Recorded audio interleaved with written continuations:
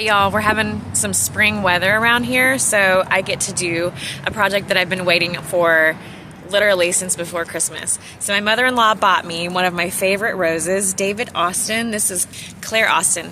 I actually have another one coming. Just like every other time I've ordered plants this year, it came in an incomplete order, but whatever. It's a beautiful day. It's been in water, and it's really time. As soon as you get a rose in the mail, you really should try to plant it as soon as possible. So all of the David Austin roses come with this wonderful little booklet, and it tells you step by step how to put it in the ground and keep it really healthy. So I'm going to show you that real quick before we get started. The English Rose Planting Guide. You want to get it soaking for at least 2 hours. Mine's been a couple days in the water there.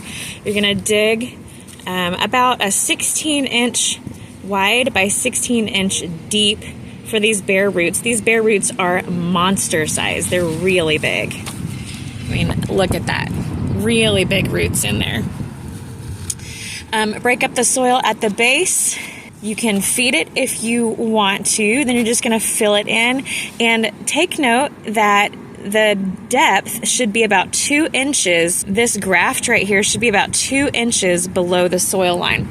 So this, we want the dirt to come up to about here, okay? That is counterintuitive. If you've planted some other things, you typically don't want to bury this. If you're burying a fruit tree, for example, this is above the soil.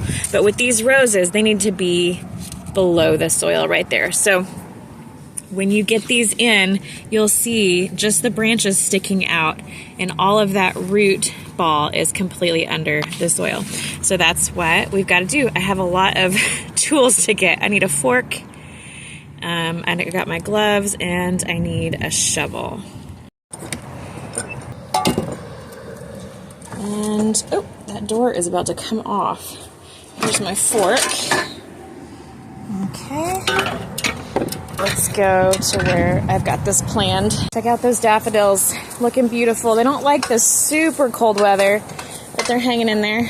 It's a climbing rose. Claire Austin is a climbing, so it'll be able to go both directions. Maybe I'll put it right there and let it go to both sides here. I think that's what I'll do.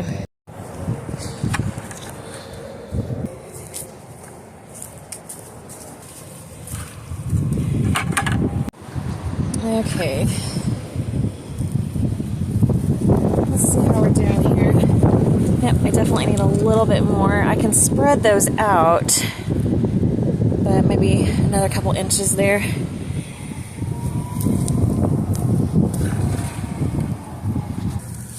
I've almost got it filled in. I'm gonna have a lot of tamping down to do because you really don't want any air pockets down there. That's another thing that the planting guide said.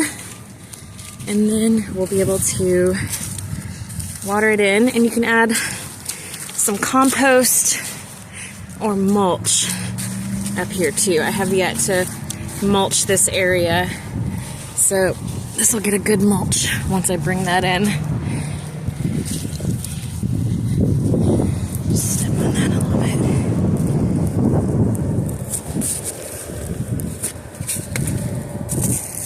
Alright, wow, that was so much easier. Last time I was really nervous. I was so afraid I was going to hurt it. And this year I have a lot more confidence. So I'm totally confident that this will grow and be beautiful. Last year, the ones that I planted gave me at least one bloom each the first year. So I just thought that was amazing. I think that's the benefit of planting those bare root roses. They're a little scarier because you're looking right at the root instead of a nice ball of dirt and root combined. But I definitely prefer that. While I'm in a rose mindset, I'm going to come through here and get some of these off of my rose bush from last year. This is the At Last rose. It's a beautiful apricot orange color. Has one of the most wonderful rose fragrances I've ever smelled. But a lot of it looks brown and is very brittle. And so I'm gonna come in with my clippers, and wherever there's a little bit of outward facing new growth, I'm gonna cut right there. So that'll give preference to those spots. And then it can just keep growing and get healthy for this next season. All right, this rose bush is all cleaned up. Here's one more. Move these out of the way so they don't hurt anybody.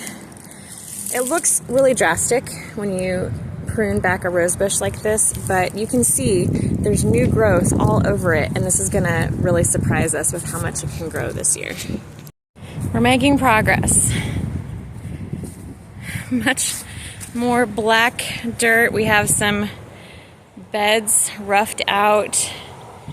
The garlic, there's a problem with the garlic. Looks like this straw that I bought from the Tractor Supply had seeds in it, so a lot of what you see there is weeds, which is a pain. I'm gonna have to go through individually pull those.